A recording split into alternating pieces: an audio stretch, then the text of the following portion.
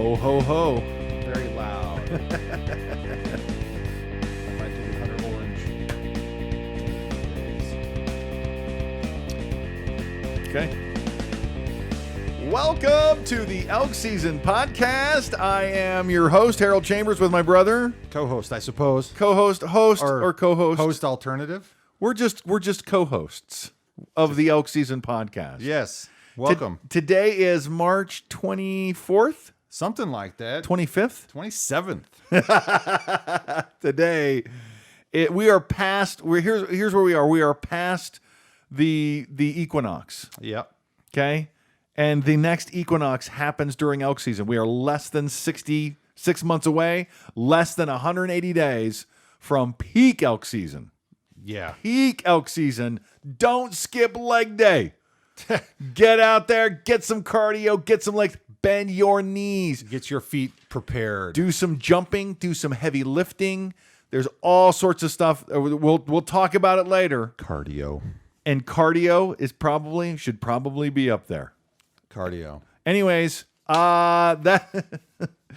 that's coming up on the Elk Season Podcast. We'll talk some more about a little bit about fitness, but I just got a couple of announcements that I want to do. I want to talk about bringing a rookie out. Houston, I talked to Houston. His baby is due April 6th. Wow. So in the next week or so. And I know. So that's something to ponder. Being a new parent and going elk hunting. Yeah. How often did that happen with you? Twice. Yeah. Yeah, you're lucky you got to go twice. Yeah. So it's difficult, but they're, people are in different places in their lives. And, Yeah. and this couple, I was at their wedding and they're so great. They're such nice people. So anyways, I want to try and get Houston out there. He says he's looking to purchase a bow. Maybe he's already done it. He had a bow, sold it to somebody, didn't think he was going to use it. That guy's like, yeah, I don't think I'm going to use it. And now Houston's like, well, I'll buy it back from you. Okay. So great. Yeah. All you need is a bow. All you need to do is something that can flip sticks. Okay. Stick flippers. That's all we're doing. And get you some bow hunter safety, and we'll get you out there. I might even take him out if he has time. Take him out when I do a scouting report. Sure. If I can't drag my brother out there with me. Maybe. Look at the cringe on his face. Like, oh, I know what that means. That means 10 more miles than you thought. That's what that means. Usually. And then I have some stuff coming up with my 5-year-old. I will be camping out in our backyard coming Fun. up. That's all. It's all practice. You got to start early. Start early. So we'll be camping out in the backyard, in the actual literal my backyard. And we will, now that the snow's off the lawn, I got to make sure the sprinklers are off. Yeah. I mean, I like being It'll be outdoors, like- but I don't want to get rained on. Right? But that could add some effect. You You got to get them used to it. Start them early.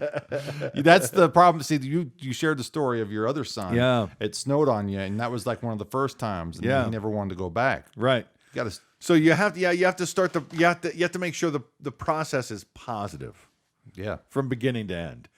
And so short trips, lots of snacks, Yeah. lots of you throw sticks, make lots of noise, and get out there and have fun. And when it is elk season, okay, we gotta settle down. We can't be throwing sticks and screaming, making dinosaur noises. Dinosaur noises might scare away the elk. I don't know. I haven't tried it, but I might find out. Yeah. So there's a rookie, there's a 5-year-old, and there's a scouting report. I want to put a scouting report together for somebody else to come and hunt Idaho. It'll be in the Pioneer District. If you're getting a tag, choose one for the Pioneer District, and it's basically, south of the Salmon River Mountains and east of Highway 75. I mean, It's a lot of land. It's a big chunk of property.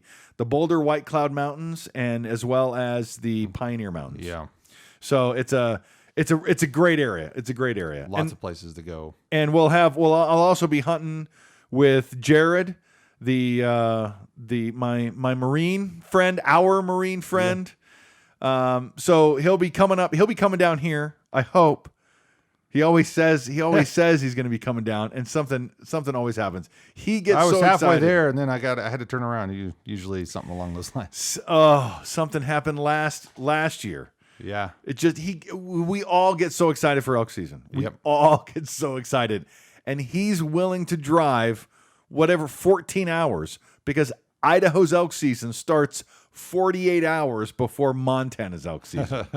That's all it is. 2 days. Yeah. And he's like, I'll drive. I'll be there. And I'm like, yeah, that's okay. I get it. 2 days. It means a lot. It means a lot. So we have a lot of stuff coming up on the Elk Season brand this year. Yeah. And we'll make sure and get lots put together. Stay tuned to the Elk Season podcast, of course. And any questions that you have, you can get to Rocky Mountain Elk Season at gmail.com. And we would love to answer any questions that you have or cover any topics that you think we're not covering, and we should. Yeah. So I don't have any announcements other than I think I've been meaning to tell you for weeks that I think I did tell you, but I wanted to say it on the podcast that I pulled out a tent that I bought to initially go backpacking with you. Yeah. And the poles were just crap. They split apart. So I had to stop using that. So I bought this other cheap. It was like a $25, I think it's called a Boy Scout tent. Okay. And so that's what I've been using when we go backpack. It's that green one. Yeah. Now that one's kind of cool because it's hardly anything to put together, but it's kind of small. Yeah. And so it is. You got to sleep totally sideways in it. Yeah. You're a big fella. How tall? You 6'5"? 6'4"ish. 6'4"-ish? Yeah. Yeah. In heels, he's 6'6". Believe it. So I bought tent poles to build my own tent poles, right? So you can buy a kit. Oh yeah. I put it all together and so I have my old tent back with better tent poles. Nice. I'm kind of excited for that. Nice. So looking forward to putting that into the field again in September. I put so much thought into my tent. The first time I backpacked for elk, I was using my son's Boy Scout tent. And it was a 3-man tent, that big orange one. I don't know if you remember. Yeah, I do. But it had a nice vestibule and there was lots of room in it. And my process is the same. I set up the tent and I empty everything in my backpack out in the middle like a big junkyard. Just everything's scattered. I mean, I coordinate like this is clean clothes up here for the pillow. Down by my feet warmer is the dirty clothes, right? I got my food up on this side. I got garbage down over here. And I try to keep everything cordoned off, and then my sleeping bag's in here, and we're doing okay. And I got the my little vestibule now, which I do a lot of cooking on.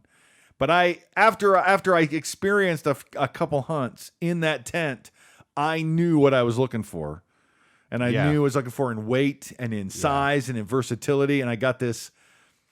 I think it's a Kelty Marmot 2. Yeah, and. The first time I had to hike myself back to camp in the dark, I was real grateful. It has these super, super high reflective. Oh yeah.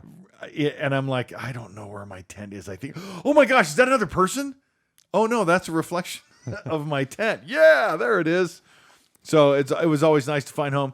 And I really like that tent. And I know what I would change if I could get just a little bit bigger tent or just change a little something. Anyways, tents are really important. So I'm excited to have more space when we're backpacking versus, when we do base camp versus backpack. I know. Base camp is pretty sweet, man. Cots, my big elk hunter sleeping bag. It's good to minus 35 degrees. And my goal is to get one of those before base camp this year, because I have my backpack and sleeping bag, but there's something. Something I do have though is that I bought a pad. For my cot. Yes. Oh my gosh. Makes a big difference, you say? Oh yes. Yeah. Okay. A $25-$30 pad from Fred Meyer. Yeah.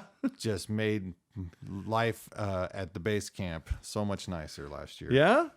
I like doing the base camp. I like the backpacking stuff, but base camp is fun. And we'll talk some more about what these guys did in Alaska, the Alaskan elk hunt from Elk 101. But let's get into some conservation news. Sounds good. Sounds like you're ready. I just realized I am not ready. I just hadn't pulled it up on the little device. Oh, here. gotcha. Yeah, that's all right. Well, I know we're talking a lot about bears today. There's a bunch of bear news. Yeah. Our first thing out. Oh, this is last week's. Okay.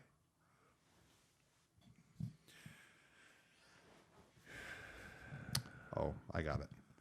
So I think grizzly bears are going off the endangered species list. Yeah, but that's not where we're going to start. Okay. We're going to start here.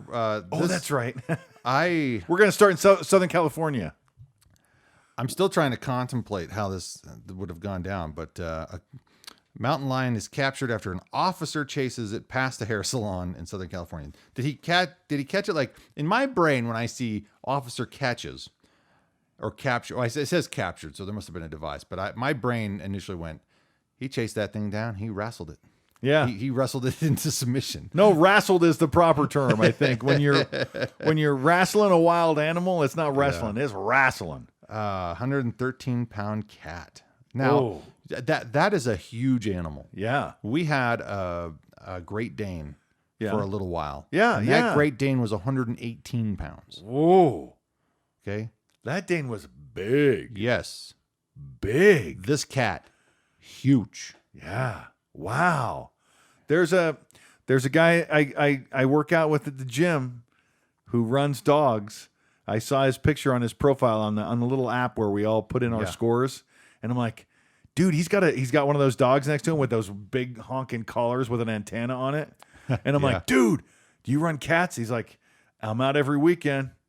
That's my workout every weekend. I go, that's a better workout than most people do on a Saturday. Yeah. He goes, you have no idea. Once those dogs get a scent, you don't stop them. They either get them treed or they don't. They don't stop. You have to you follow them as far as you can on a side by side. But once that road ends, buddy, you are on foot, and those dogs do not stop. Yeah, that's work. That's a lot of work. Send them out to where we saw that cat last year. But this article, the reason I pegged it was because there's this world of wilderness bumping up against society. People. Yeah. And this is what happens. I've watched documentaries on how some of these cats stay hidden, are really good at hiding. There's a really interesting breed of eastern coyote that lives like in Central Park. They only come out when humans aren't around. Wow. They do a lot of cleaning, and there's lots of them. Wow. There's lots of them. And it's really interesting that these creatures are among us. It's not often that they run past hair salons. I also wonder how many other businesses it ran past that they could have mentioned. It ran past an Arby's. Why did you skip an Arby's? They got the meat. Why aren't you stopping at Arby's? Anyway. Moving into Idaho, Governor Little has submitted a petition to remove grizzly bears from the endangered species. Yeah. Which is something I've been talking about for a long time. Yeah. They've authorized grizzly bear hunts in Wyoming and had those grizzly bear hunts shut down, which is just fine because it's just going to increase the population, give us more to study and more to think about. And again, responsible ecology demands that grizzly bears belong in California, so we can always move them to Cali. That's always an option. If you don't want to kill the grizzly bears, that's fine. To Cali. Let's go to Cali. Let's go to take Cali, the bears baby. to Cali. Yeah, and we'll see. So. You think Californians are funny in Yellowstone against the buffalo? Huh? Oh yeah. Let's put grizzly bears in California and see how that goes. Yeah. Because we got some more stories coming up with how great people are. Well, yeah. This one goes back to 1910. A picture of people feeding a bear. Yeah. Just feeding the bears at Yellowstone because they're nice. You know, they've been around people. I guess this must be the thought process. Oh, they're around people all the time. Oh, these bears are around people. Yeah. They're basically tame. Everything's fine. Dude, they can rip the door off your car. If you're like, well, I gave you a little bit of my burger. I wanted the whole thing. I want the whole thing. Yeah, a bear who thinks it's entitled will rip your door off. Anyways, and the practice only stopped when? An entitled bear is an entitled bear named Baron? Sorry. Okay, yeah, I had to stretch for that one. Donnie here telling my dad jokes. Anyway, it wasn't bad. It wasn't bad. I mean, it was bad enough to be a dad joke, though. Yeah, it was. Okay, it was pretty dumb. So I interrupted your train of thought. I had to get that totally. What was I talking about? Grizzly bears feeding the bears. Yeah, reading this story, and I mentioned this earlier. It conjures up in me the cartoons that I saw growing up. The Disney cartoons, the bears in the park, Yogi Bear, Bear. And what those cartoons are highlighting is this interaction between bears and humans. And if you think about those cartoons, it's a reflection of what was actually happening. Yeah. And I never put that together till just today. I was years old when I'm like, oh, okay, those cartoons were based in some sense of reality, even though it's a fancy cartoon. Yeah, Yellowstone Park didn't put its foot down on feeding the bears until 1970. They were feeding the bears all the way through the 60s, man. Yeah. For 100 years. For 100 years of the park's history. It's 150 this year. Wow. But for 100 years, they were like, yeah, look at the bears. They'll eat anything right out of your hand. There are some crazy attacks of grizzly bears on vehicles in Yellowstone National Park. I mean, like almost flipping them over. I mean, really crazy. The bears are huge and strong and frightening. And for me, I feel more... I haven't ever had to use it, but I feel better with bear spray than I would ever with a sidearm. That's a personal stance that Yeah, same here. From the data, I mean, I haven't had very many interactions. We're going to talk about every interaction we've had with a bear in the wild later in the Elk Season podcast. So stay tuned for that. Yeah, because it's kind of a bear theme today. Yeah, unsecured attractants like trash and food have the potential to habituate bears to human development. Habituate is a way to describe the conditioning process. You're training the bear to be to not be cautious around you. And they talk. I read that article about feeding the bears in Yellowstone, and what happened was they had huge restaurants, and they just dumped it. There was no trash bin even. Really? They just emptied it into a hole out back. This was the 70s. I don't know if you've ever seen the commercial with the crying Native American. Yes. Yeah, I mean, sometimes the roads really did look that filthy. Wow. In some places they still do. But it really wasn't a conservation-minded place. They're like, look at Yellowstone, it's beautiful. Well, don't look at the trash pile. Look somewhere else, and that's it. That's all they cared about. But the bears were coming in at night in the dozens. Wow. To any trash site in any bear country. And now there are places that specialize in bear-proof dumpsters. Yeah. So we've gone pretty far in the past 50 years. It's interesting because in 1995 I went into the Bob Marshall and we had to it wasn't like intensive training, but we were instructed very specifically if we encountered a bear. Everybody groups together. Everybody makes a lot of noise. Yeah. And it must have been a direct reflection of don't feed the bears. It finally taken hold for us to have this kind of instruction because the main premise was you want to keep the bear afraid of you. Yes. Yeah. So make noise, get loud, get large. Anytime they see any human anywhere, they're like, oh yeah, I better leave them alone. Yeah. That's a good habit to teach a bear. And it was a good habit to teach a young 13-year-old me at the time, because that's how I've always maintained. We'll talk about our bear moments later. Right. Maybe I haven't been the best, but we'll come back to that. So, and in the book, That Wild Country by Mark Kenyon, I know I've talked about it a lot recently, but he goes into the backcountry, and he goes into the backcountry with some friends where literally they don't have any food in their tent. I'm not talking about habituating them.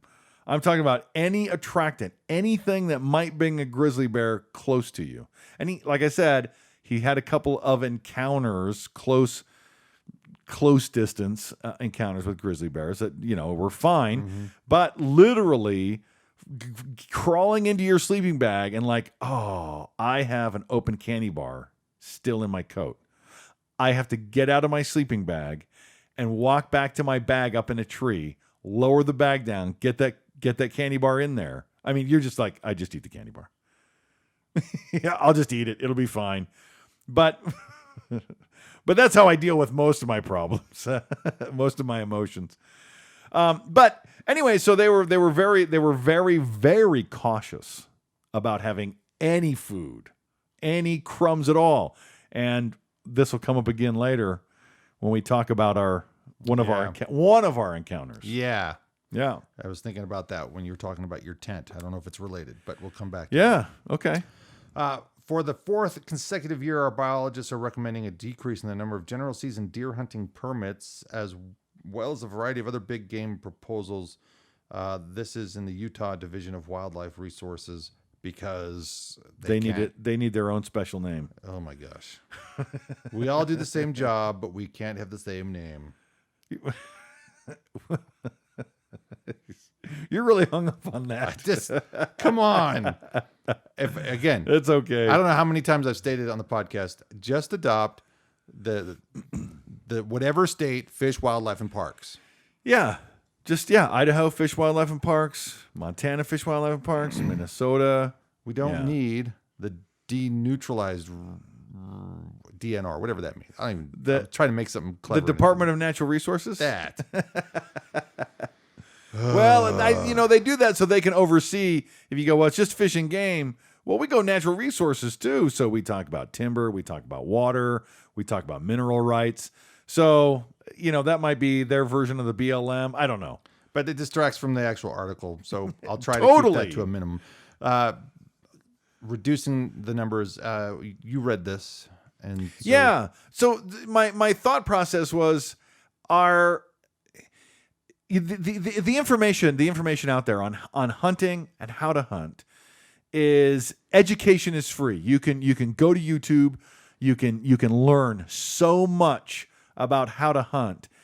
Are the tags that they've been selling has there been a rise in the percentage of people harvesting because there's so much information available about how to hunt?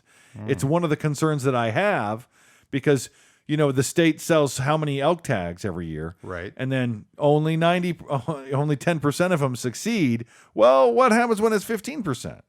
Right. We're gonna have to cut that number back because that's gonna mean something different for elk populations. Right. So, but here we are teaching you everything we can about how to have a happy and successful elk season. Yeah. It's free. But and it's free.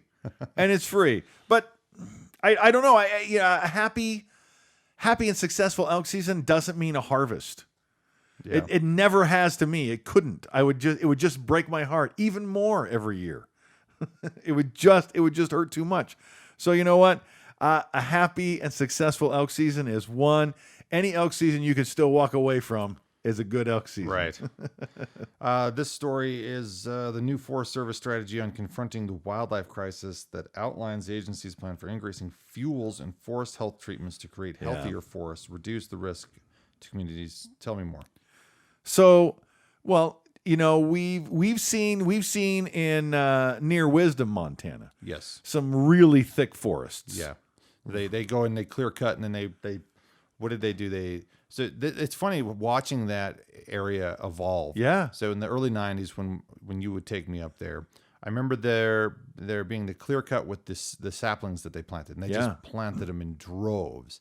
And then we'd go up, 10 years later, and they're much bigger, but they're lodgepoles. They grow like weeds. Yeah, they're really tall. They're thick. 30 feet. And then somewhere they went in and they just thinned it. They just chopped a whole bunch down. And obviously there's some active ecology or whatever they call it going on there. But they had to thin it out. Yeah. Yeah. So I think there's an active way to harvest trees in a beneficial way. Yeah. And I know it kind of sucks because they go from, well, we just need to get all these trees, or we need to get so many of these trees. But to have some of these trees cleared out, it helps fires not tear through them. Which is a waste. It's just a total waste. Though we lost some good forest where we hunt. Yeah. That it seemed like a healthy burn. And yeah. Having spent the last nearly 8 years up there. Yeah. It's not an overgrown forest. It seems to have space to breathe. There's disease in the forest, of course, but I don't know. I'd like to see more forest look like that. And a lot of Idaho's forests do, and it doesn't. But there are some areas where the deadfall is so thick you can't even get through there, and you're like one spark, and this thing is gone. Yeah. This thing, and we've been there too. Yeah. And you're like, well, and how close are the roads? How easy is it to harvest timber? And there's actually plenty of places in Idaho where they're like, hey, if you want free firewood, we'll give you a permit for like 15 cords of firewood. Wow. And you just go up there, and that's part of it's standing dead. It's perfect firewood. Yeah. Perfect firewood. So, anyways, and I know some guys who just run a business. Cowboy Firewood. Oh. I don't know if you go to some convenience stores around here, they have like a little covered wagon looking kiosk outside. Okay. Yeah. Anyways, back when I made biodiesel, these guys are like, well, we need to save money. We want to learn how to biodiesel. And so anyways, I just got to know them. They're really nice guys, and I bought lumber from them before. That's cool. They have a good product. And they're all about firewood. So anyways, nice guys. State's elk population has increased by 5% over the past 3 years. This comes out of Michigan. Nearly 1,700 elk in Michigan. Detroit City. Well, maybe the UP. Up there in the UP, the Upper Peninsula. No, that's pretty cool. And we talk quite regularly. These stories show up from back east. The population's coming back. And Pennsylvania and Illinois, Minnesota, Michigan. Yeah. It's nice that we're able to reintroduce populations, but God, I want to go back in time and see what it was like before we got rid of certain subspecies and I got a trip. If you want to go back in time, I'll take you on a trip right now. Are you ready for this one? There's a guy I follow on TikTok. His name's Arrow Sniper. I know I've showed you stuff of his. He can take one arrow and shoot it straight up in the air and look back at the camera, rearm his bow, and as the first arrow descends to the earth, he can shoot it in half with the second arrow. Okay? For 10,000 years. For the last 10,000 years, except maybe the last 400. For the last 10,000 years, every boy on this continent could do that by the time he was 10. How's that for going back? You want to go back and see what the ecosystem was like? These boys, I believe, and when I read the biography of Crazy Horse, yes, they talked about these boys. You're a boy. You know what you're going to do with your life the moment you're born. Being an American, I don't know. You could be whatever you want. You could be president. You could be a lawyer. You could be a garbage man. It doesn't matter. No, for the past 10,000 years on this continent, you're a boy. You get weapons in your hand at a very young age, and you learn that. Provide. And I believe that by the time every boy on this continent, by the time they were 10, were efficient enough with a bow and arrow to pull off a trick like that. That's my opinion. But they talked about Crazy Horse shooting grasshoppers out of the air. You walk by, and as you kick up a grasshopper, you shoot it with your bow. That's a game they play.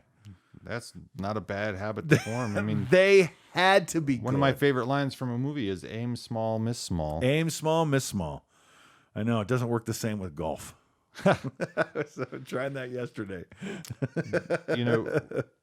One of the things that we've talked about, I think even on the last podcast were the byways or the animal overpass underpasses. Yeah. So construction hasn't even been completed with this particular one. Where in Colorado they're building one, and the animals are already like, "Hey, we get it." Yeah.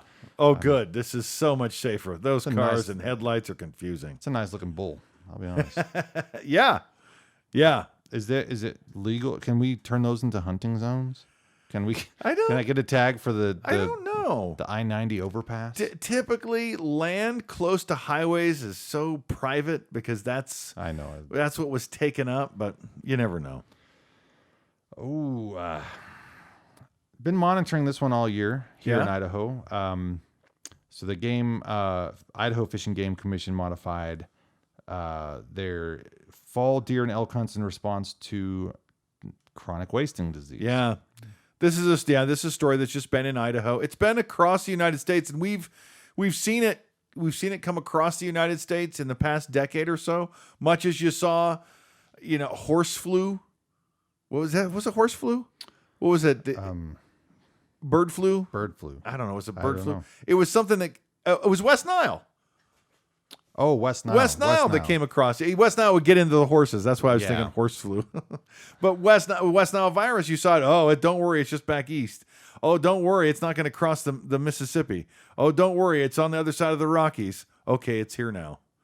Right? It didn't take very long, and that's what we're seeing now with a little slower progression in the chronic wasting disease as it moves west. Yeah. So moving west, that's progress. Yeah. Let's move southwest now. Sorry. The you Arizona Game and Fish Department. Yeah, game and fish. Just, Okay. Moving on. Created an innovative online course, Ethically Hunting Arizona, provides hunters 18 and older with an opportunity to earn a lifetime bonus point, whatever that means. So, Yeah, so you can trade in your points. You can trade in points every time you. The way I understand it, and please forgive me, I know this is not going to be a perfect explanation, but every time you buy a tag for Arizona or you put in for a tag and you don't get it, they give you a point. okay. People say, okay, and this is what a lot of rich guys do. They just buy a tag for every state. They go, well, hopefully I don't draw in every state, but probably what I'll do is I'll end up accumulating a bunch of points. I'll get the best, and I'll just save my points. I'll save them for Arizona, this one unit, the biggest elk. And so basically they're just spending time and money and waiting for the right trophy elk. But they do it with a thing called points.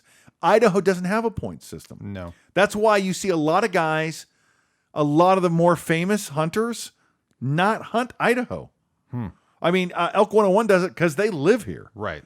But some of them are like, well, I don't like hunting Idaho because I just can't accumulate points there, and it's just not worth it. So, and I think Chris Rowe is one who talked about that. Maybe he wasn't, but so points is the thing. So to get one lifetime point that you can add to, I guess, everything else, if it's a lifetime point, it's a big motivation to help people hunt more ethically. Right. Just by taking the class, you're going to have a deeper understanding. So I think it's a smart move from it sounds like it's a good Arizona idea. Fish, Wildlife, and Parks. Thank you. You're welcome. Today is World Water Day, celebrating water across the globe. Yeah. So we were on some spring break adventure down in Arizona. Yes. And I dragged my brother. Hey, we can find gold in Arizona. I bought a metal detector. We can't fail now. So we had access to some claims, so it was like, yeah, it was a sure bet. A sure thing, man. And it's spring break, and we were both in college at the time, right? No, I wasn't yet. I don't know if you were. It was 2009. I know that. Oh, so yeah, I didn't start until 2009. So 2009 was my first year in college. But anyways, we took my 4-wheeler down. And the 4-wheeler was kind of ran out of gas or something, so I left you to metal detect, and I drove in to get some gas for the 4-wheeler. As I'm driving in, I'm listening to some radio stations. One of them was a lower GI call-in show. I learned a lot Excellent. of. I learned a lot of gastrointestinal colony show. I learned a little bit about poop. You can't go wrong learning about poop. But the other thing that I heard on the radio was called World Water Walk Day. Okay. And they have kids to have respect. And in the Southwest, in Arizona especially, you need to have a brand new respect for your water supply. The Colorado River is at record lows. Yeah. Dangerously low. And this was more than a decade ago. Yeah. But they had World Water Walk Day where they would just get the kids in grade school to walk the distance that an average person in Africa has to walk to get water. Okay. Yeah. So, and which was like a mile and a half.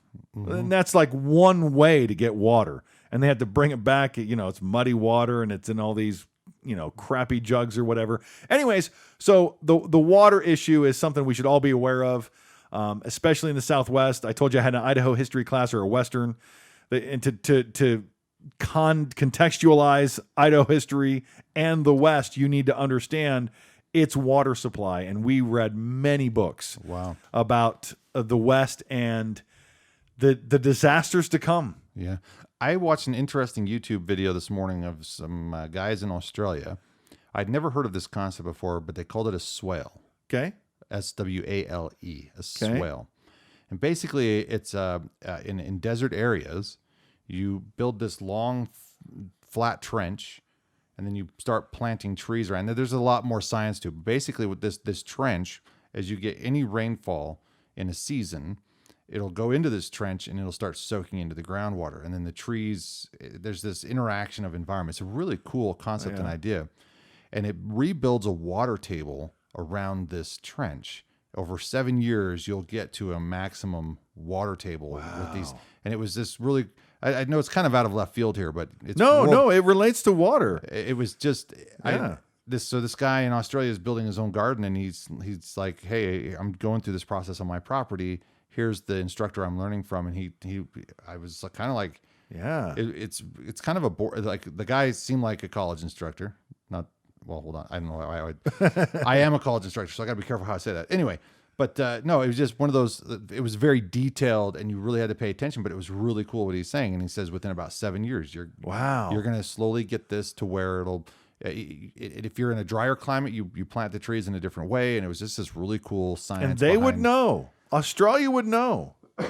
They had another program on the same radio program as World Water Walk Day, called "I Lost My Grass in Vegas," and it was just get rid of your lawn. Yeah, the number one crop in America that adds pollutants to groundwater is your lawn, because we don't microdose our lawn. We don't give it just enough to do good. A farmer's got to watch every penny that goes into those crops, and they really put a thin layer down.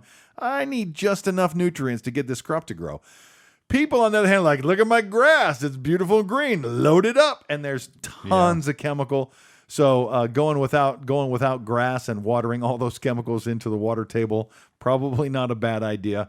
And when you get into the Great Basin area between the Rocky Mountains and the Sierra Nevadas, there's a lot to lose. There's a big population and not a lot of water. So it'll be interesting. It'll be interesting to see. Hopefully we get, 1 or 2 recharge seasons where the Colorado River can, we just get a lot of snow in the Rockies and something happens and it just fills back up.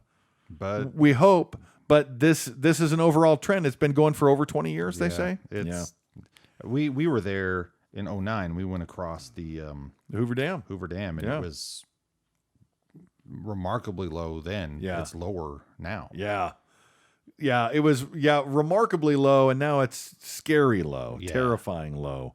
When you realize that Phoenix, the population of Phoenix, it's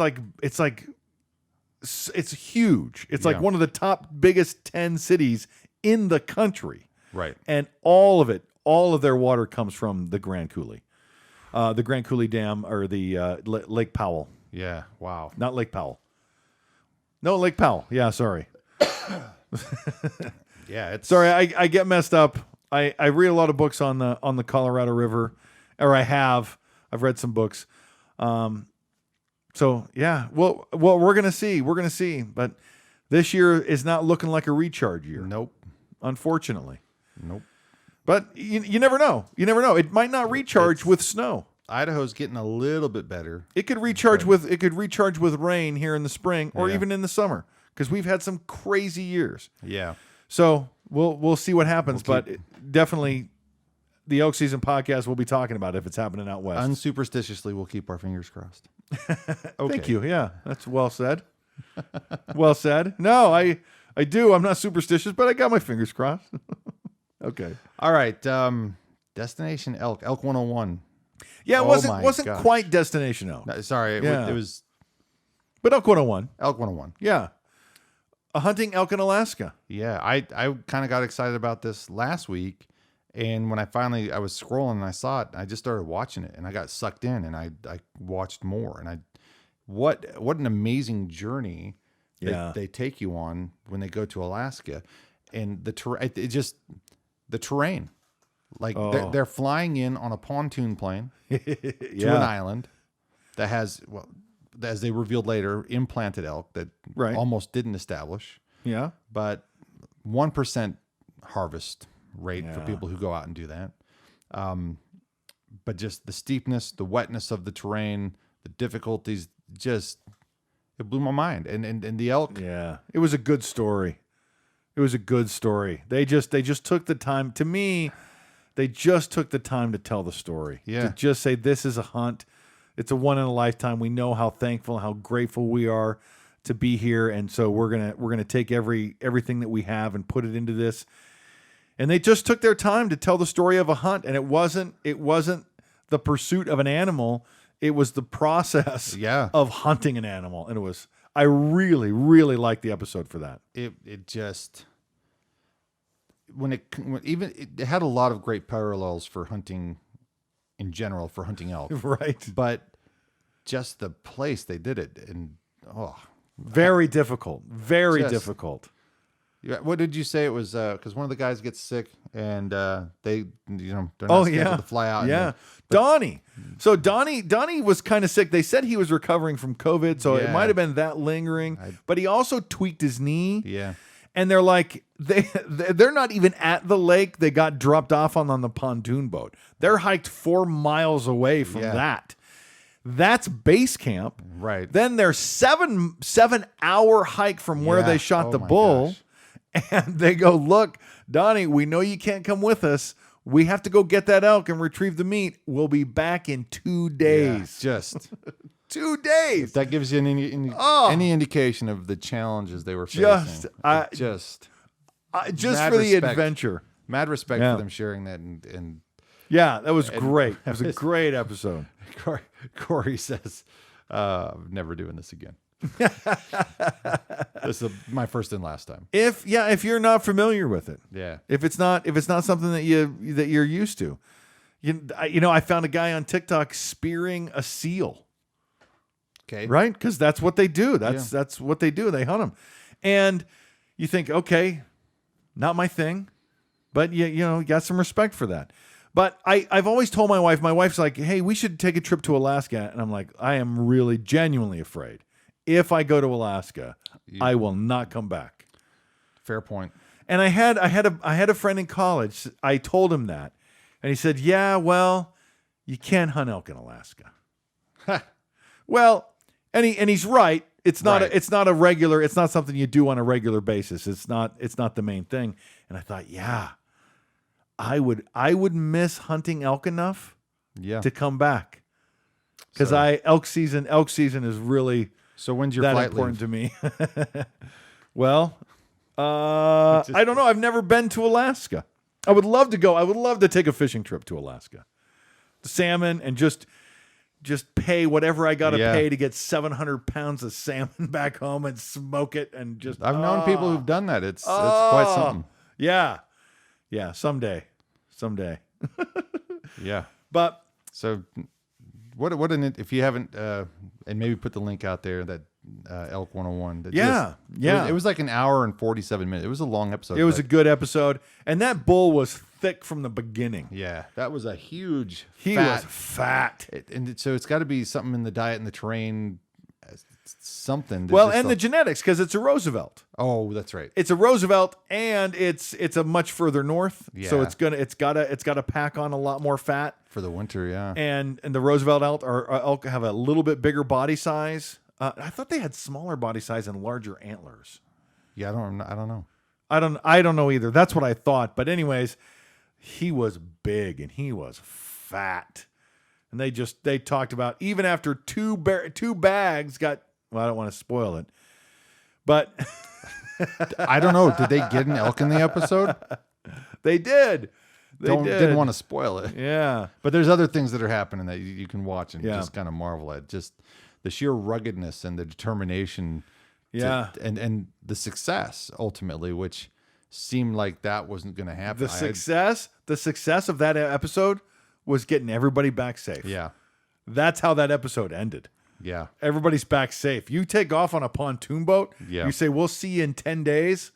Getting everybody home is the most success you could hope for. Exactly. I would think. Sure, elk, no elk, whatever, icing on the cake. But baby, getting the cake home is pretty important. Yeah. So it was a really great episode. I love Alaska. I love how wild that country is. Yeah. And the reason I say archery elk is the greatest outdoor sport in North America and not something in Alaska is because Alaska is just a little bit too far removed. It's a little too far out of everyone's budget and just out of their reach. But elk season is within just about everybody's reach. If you really wanted to do it, you could. And that is what makes it. And the interactions you have with an elk are so much greater than you'd have with a grizzly bear or a moose. It's just the greatest outdoor sport in North America. Yeah. That's why we're here. Let's talk about some bears. Bears. Every bear we've ever seen in the wild, not counting Yellowstone. Oh, I was going to ask, can I talk about the bears I saw at Yellowstone? Please, Daddy, please. If you want to. No. It was 1999. You and I ventured out. It was 99. 1999. Yeah. I just graduated high school. Yeah. And we were hiking up a place. We had access to some claims. And outside of Wisdom, Montana. Yeah. Yeah. And we're on this trail where I don't think we were packing gear. We were headed out to go get lunch or something. Yeah. And we hear some rustling below the trail. And, we run into animals, up there all the time. Not a bear. So my initial thought was, this is a deer. Yeah. And so I'm like, oh, what's that? And then all of a sudden you're like, David, that's a bear. That's a bear. And you're behind me on the trail. Yeah. And I'm in front of you. And the bear comes up onto the trail and you're like, here. And here's what, honest, I don't know that I've ever told you this. Yeah. Okay. I reach behind me while keeping my eyes affixed on that bear. Yeah. I thought you were going to hand me the bear spray. Yeah. You didn't. Yeah. You handed me the camera. Yeah. To defend myself. I'm standing behind you with the bear spray. I'm like, get a picture. Nothing's going to happen. It's just a bear. So but I'm gripping that bear spray with everything I got. I grabbed the camera from you. Yeah. And this has always surprised me. And I think we just have different reactions. Right. But you were shaking so much. Really? When you handed me that camera. Really? I've never forgotten that. I don't remember that. You're like, here. And it just remember the shake in your hand. Yeah. And I was like, oh. That's my first encounter with a bear. It was mine too. But for what I had, I just don't. That's funny. In my memory, you wet your pants. We said we weren't going to talk about that. No. Now that's in my memory. I can't get it out. Well, you know how memory works. No, but it was a small bear. So I was actually, I was expecting a big mama bear to come out. Yeah. And my heart was racing. I mean, that was when a bear, is bucking through the brush. Yeah. They're not nimble and graceful and bound. They're just crashing. Yeah. And it sounded way bigger. Yeah. And then when it came up on the trail and it sat down and looked at us, I snapped a couple shots and then it took off. And I remember it not sitting down, but rather putting its forepaws on a log that crossed the trail. So it looked like it was... I can't find the picture I had. Yeah. Because anyway, somewhere. Well, thanks for snapping a picture. You're welcome. Then we roll forward. It was basically 12 years later. 12 years later, while we were... There's a lifetime later, it feels like. Yeah. Was that the screaming match, Elk Season? Yes. Yeah. We were... Wow. Did I just stumble out of that one? Yeah. We had a good round with some elk up there. But there was not much going on this particular day, and we took off. It was Labor Day, and we decided to kind of go off in a little different area, and just to see what we see. We knew we were going home that day, so it was just an early morning hike, and then come back to camp. And so we were coming down that trail, and you were in front of me this time. Yeah, and you're like, "Oh my gosh, David, there's a bear!" And like tourists. And this is where I said earlier, I go, have I always been the greatest at scaring off bears? Because already I've got one strike against me. I've got a camera in my hand. And now we drop our packs and we both pull out our video cameras. Yeah. Like we're tourists at Yellowstone. Yeah. And you've got your video affixed on this bear. And I see the bear and then I pull up my camera and I can't find it in the viewfinder. And I kept trying to not step in front of your view. Yeah. And this bear's little tiny head was sticking up above a log. So you just saw the head. And I still to this day don't know how you saw the bear in the first place. I don't know either. But you did, and it was there, and it was there for about, 10 minutes while we were gawking over it? Yeah, I would say maybe 2. And we were probably about 50 yards from our tents. So that bear, to me, was headed to our gear. Headed to or away from? Well, didn't have any evidence that it had been at our tents. No, but it was right. But it had gotten somehow closer than it was when we saw it. Okay. Anyway, but the bear eventually stood up and ran off when it decided it didn't want anything to do with us. Yeah, and when he did, damn, he showed himself, and he was big. He was the size. An important lesson with a full-grown bear: the size of their head is disproportionate to the size of their body. A much smaller head. So if you see a small head, you're like, "Oh, it must be a small animal." No, a bear's head just looks smaller in relation to the rest of their body. So a small head means big body. Yeah. Now you were going to make some comments about my trash system or my tent. Well, or let's see. That's what I was trying to lean into there. Okay. Because I remember you had a little honey bear thing at the time. Those you get the honey at the store and it's in a little bear jar. Okay. I know. And it was your system was kind of scattered and not well kept. And I just wondered if the bear had a nose for your honey jar. Yeah. And that's all I was going to say. No, that's a good point. I think, you know what? Whatever comforts I have at home, I can take in the backcountry. There's a way to do it. I don't need to do stupid freeze-dried meals. I've always been that way. I mean, I tried to go freeze-dried one year. That was one of my worst years ever. Just worst experiences. But to think, okay, this is what I have at home. I have coffee with milk and honey. And so I wanted to bring coffee, and I did, and I brought milk and honey so I could have my coffee in the morning. Coffee in my house does not translate well to coffee in the wilderness. It just is not the same. Doesn't taste the same, doesn't feel the same. It just doesn't hold the magic. So I've stopped bringing coffee in. But you're right. I had a honey bear. Most of my garbage was all in Ziplocs. So I tried to at least, and even the honey bear was in Ziplocs. I think a double Ziploc, because anytime I have a powder, Gatorade, hot cocoa or something, has to be in double Ziplocs, because one leak that stuff will sprinkle all over your pack, and any bit of moisture will turn that into a sticky, nasty mess. Awful. It's awful. So I double Ziploc, and I keep extra Ziplocs. I love Ziplocs, and I keep all my trash in Ziplocs. But we had been there. It was Labor Day morning. Mm-hmm. We went in there on Thursday or Friday. We had been there for a while. Right. And so whatever our stink wasn't on the move. It was staying there. And I think a bear probably had time to, oh yeah, what is that down there? So, yeah.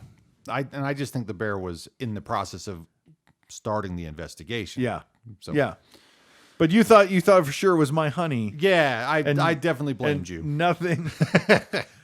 See, I always thought it was the spam. It could have been. Just picking at you. Okay, so that was encounter number 2. We haven't had very many encounters with bears. No, but there's something remarkable about having a bear encounter. That time in Montana, that time on the trail, it's kind of cool because it doesn't happen a lot, at least not here. Right. So it's more novel, it's more interesting. So it just makes it kind of fun. And we remember it well. Yeah. Yeah. And so the third one for me, well, the third one that you and I both had, I didn't see the bear, but you had your binoculars. You were in the backyard, and it was running across as we were scoping some elk. Yeah, I was just we were scouting some elk. Just a nice afternoon during elk season, and it's my goal. I go into the backcountry every year. Every September, I got 5 big game tags. 5: mountain lion, wolf, bear, elk, and deer. And it is my ultimate goal to fill all 5 tags in September. Someday. Good luck. Yeah, I know. But I mean that nicely. I know you do, and sarcastically. And sarcastically, yeah, I know. Good luck. So what's the most I could get? 3, 4. If I get a bear, an elk, and a deer would be pretty solid. Solid September. Yeah, there's some amazing bucks up there. Yeah, mule bucks. Yeah, up Base Camp Creek. Yeah, there's some big bucks up there, and that's where we saw that big bear too. Yeah. So there is potential for that to happen. Yeah, I think the closest encounter with a bear I've ever had was 2017. It was getting to where the sun was getting lower. Yeah, and I wanted to change positions on the mountainside, so I was going to go down this ridge line. And my decision at the time was, do I stay on the open side of the ridge, or do I go into the trees and hike through the trees? And so I thought, well, let me go ahead and just hike down the open side of the ridge. And I knew that there are some clearings in the trees on just below me. So I'm going to go down to these clearings and then maybe set up and see if I could call something in. You were on the other side of this. I was on a place called the Butt Crack. You were somewhere near what we call the Candy Cane or something like that. You were on the other side. Was I really? I was way over there? Oh, wow. Okay. Well, we had our radios, but anyway,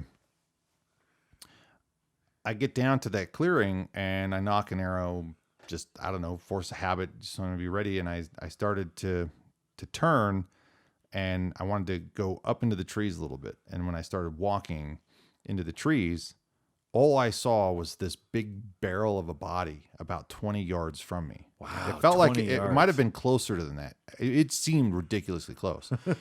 But it was a big black bear. And I didn't see his head. I just saw its body. And it just barreled itself out of there. And I saw it for maybe 5 seconds before I never saw anything else of it. Yeah. But it was to almost have stepped on it. Now, the thing that always surprises me, or the thing about this situation that makes me wonder, is I had decided to stay on the open side, and the wind is going at my back, so I'm going to be downwind from no. The wind is in my face, right? So you will be downwind. I'll be upwind of. I'm trying to figure out how to describe this to anybody who's not watching a video. I'm going down the hill and I'm walking into the wind. Okay. So if there's a bear down there, I should be able to smell the bear, so to speak, right? Right. But before he smells you, hopefully. But he's in the trees. I'm in the open side. Right. And so we're not going to wind each other, because he's on the other side of the ridge because it's literally the tree line is at the top of the ridge, and anyway. Right. When I turned the corner, that's when I became downwind from him, and my scent went back up to him. Oh. So had I walked through the trees, yeah, I may have literally stepped on him because the wind was in my face. Okay. So I always wondered, had I made that other decision, what would have happened? Yeah. 20 yards is pretty close for a bear. And you got to wonder, are you in their fight zone or are you in their flight zone? Right. This guy was in a flight zone. And the first thing I did with my shaky hand was grab my bear spray. Oh, really? All right. So, all right. Well, you didn't, and that's it. And then I radioed you, and I was like, "Man, I just about stepped on a bear." And that's the extent of our experiences with bear. Yeah, that's not very many. I need more. They're cool. They're fascinating creatures. Yeah, I come across their scat every now and then. We've seen their prints. But their scat is bear scat is nasty. Here's something, because I was reading this book about John Coulter. It's called Mountain Man, but he talked about how horses are just useless in deep snow, because the surface area of their hoof is this big, and the depth of this and their body weight is this much. Mm-hmm. Compare a wolf track to an elk track with the same weight to ratio principle. Yeah. And the wolves can just run on top of the snow. Yeah. Much, much better than the elk can. So deep snow is really bad for elk. Yeah. And so it was just when they talked about horses being bad in deep snow, and I finally put it together. Well, yeah, look at the surface area. I mean, and look at the surface area of a hoof of an elk versus the pad of the pads of their paws are just huge. So and their weight is, I don't know, 8 times less. Yeah. I mean, it's a lot less.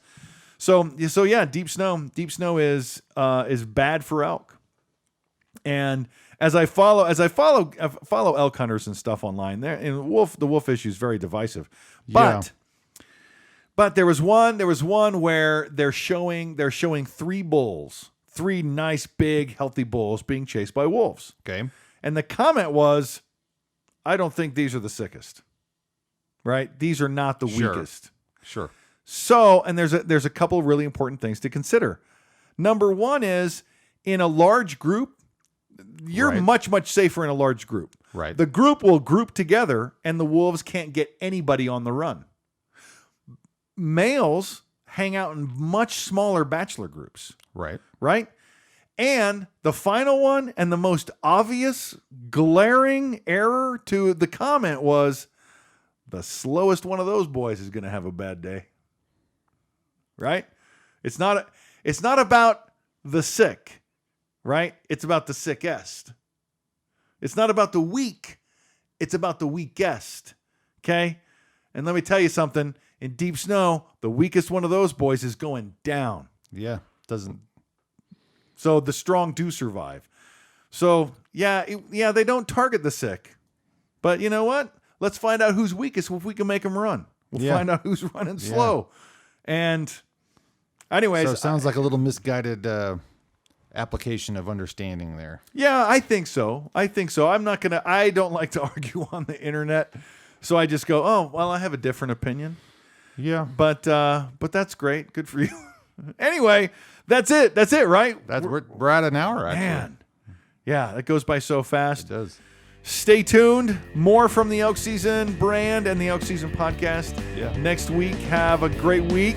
Yes. Don't skip leg day. Move your knees. Cardio. Get your heart rate up. And maybe even jump one